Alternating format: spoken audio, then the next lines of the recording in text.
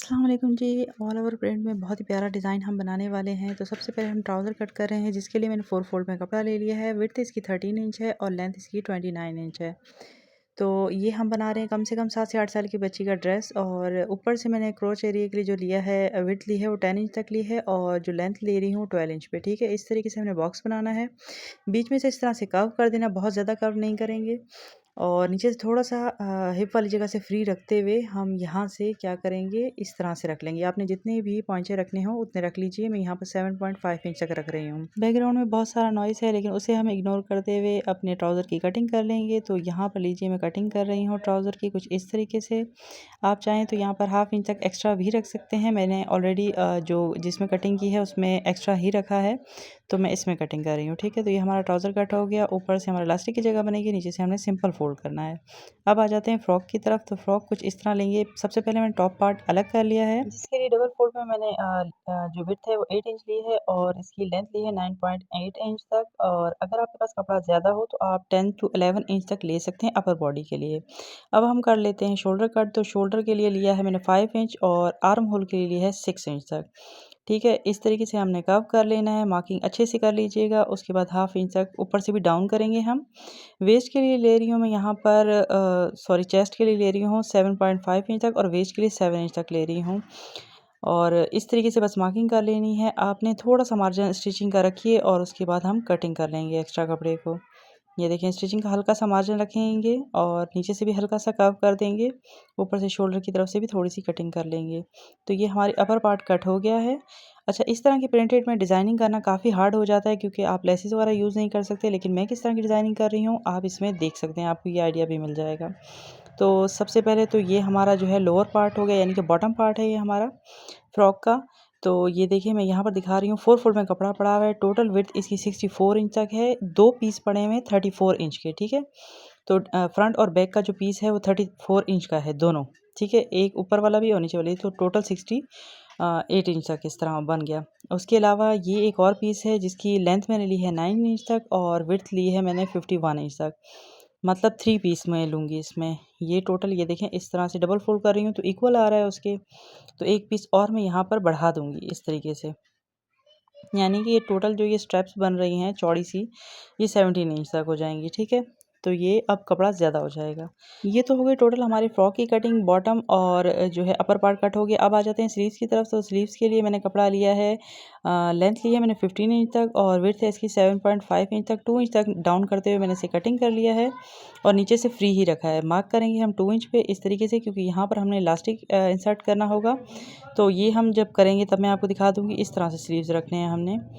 और उसके अलावा ये एक और स्टेप मैंने ली है, डबल फोल्ड में है ये स्टेप। अब मैंने 4 फोल्ड कर ली है। तो लेंथ इसकी रखी है मैंने 4 इंच तक और विड्थ इसकी है 54 इंच तक। ठीक है, तो यहाँ पर अब हम कर लेते हैं नेक को कट। तो फ्रंट का नेक है, उसके लिए मैंने 2.5 इंच तक इसकी विड्थ ली है और डेप्थ दे रही हूँ 3 इंच पे। और बैक का नेक जो मैं कट करूँगी वो करूँगी 1.5 इंच तक इस तरह से। और सेंटर में मैं इसके 3.5 इंच तक प्लेकेट के लिए कट कर लूँगी, ताकि हम बटन टेक बना सकें। अब थोड़ा-सा कर्व दे देंगे हम इसके आर्म होल की तरफ, इससे शेप अच्छी आ जाती है। अच्छा, मैं नेक कट कर रही हूँ वी शेप में इस तरह से। उसके अलावा मैं इस तरह से ये मिरर वाली एक लेस लूँगी और इसे सेंटर में इस तरह से स्टिच कर लूँगी। ठीक है, और ये जो है स्टेप मैंने आपको दिखाई थी, उससे मैंने बेबी पीको करवा ली है एक साइड से।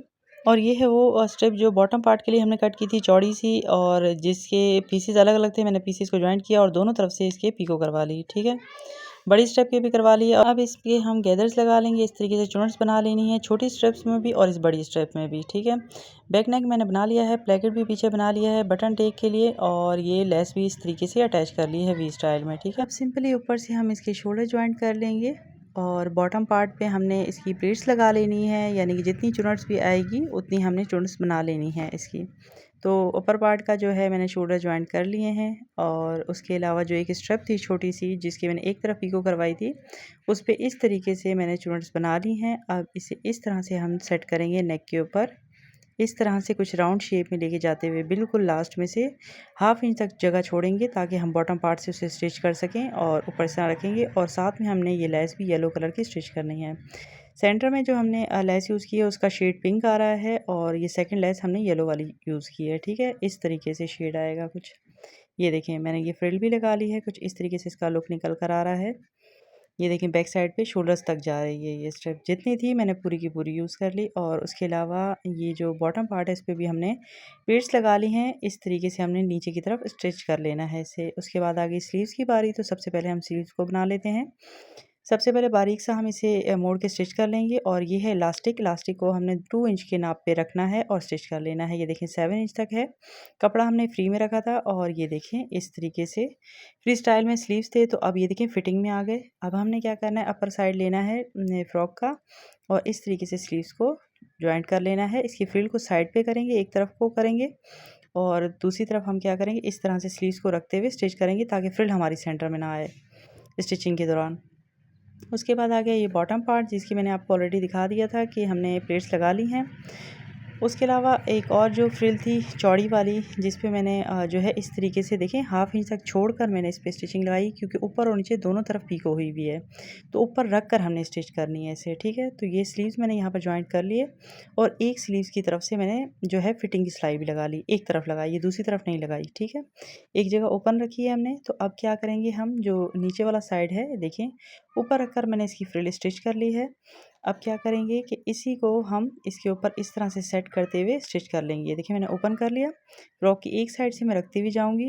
ये देखें जो ओपन वाली साइड है दूसरी साइड तक इसे ले जाऊंगी। ये देखें अब ये मैंने स्टिच कर लिया। अब मैं इसे खोल के दिखा रही हूँ।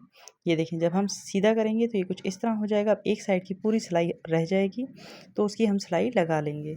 ये देखें ऊपर से लेके नीचे तक आएंगे, पूरी सिलाई लग जाएगी, दूसरा साइड ऑटोमेटिक हमारा बंद है। तो ये देखें हमारे फ्रॉक की फाइनल लुक कुछ इस तरीके से निकल के आई है। ये देखिए ये हमारे स्लीव्स हो गए। इतनी प्यारी सी लुक निकल कर आई है, बिल्कुल ऐसे जैसे रेडीमेड फ्रॉक्स होते हैं, बिल्कुल सेम उसी तरीके से इसका लुक निकल कर आया है। सामने से भी बहुत खूबसूरत लग रहा है। ये देखिए नीचे से इसका फॉल इतना प्यारा आया है, देखें इसका फ्लेयर इतना प्यारा है, क्योंकि जो हमने बेबी पिको कराई है उसकी वजह से जो हमने ऊपर रख के इसको लगाई है, हाफ इंच के डिस्टेंस है, तो उसकी वजह से इसका लुक बहुत अच्छा निकल के आया है। बैक साइड से भी ये देखें सिंपल है इवन के, लेकिन ये बहुत प्यारा लग रहा है। हालांकि इस तरह के प्रिंट्स में थोड़ा सा डिज़ाइनिंग करना ट्रिकी हो जाता है। या तो बिल्कुल सिंपल हो या फिर कुछ इस तरीके से बच्चियों के लिए हम डिज़ाइनिंग आराम से ईजिली कर सकते हैं। उम्मीद है कि आपको ये वीडियो भी पसंद आई होगी। बिल्कुल सिंपल सा स्ट्रेट ट्राउज़र मैंने बनाया है और साथ में बटन अटैच कर दिए थोड़ी सी और लुक इन्हेंस करने के लिए। वीडियो पसंद आई हो तो लाइक शेयर और सब्सक्राइब। मिलते हैं तब तक, अल्लाह हाफिज़।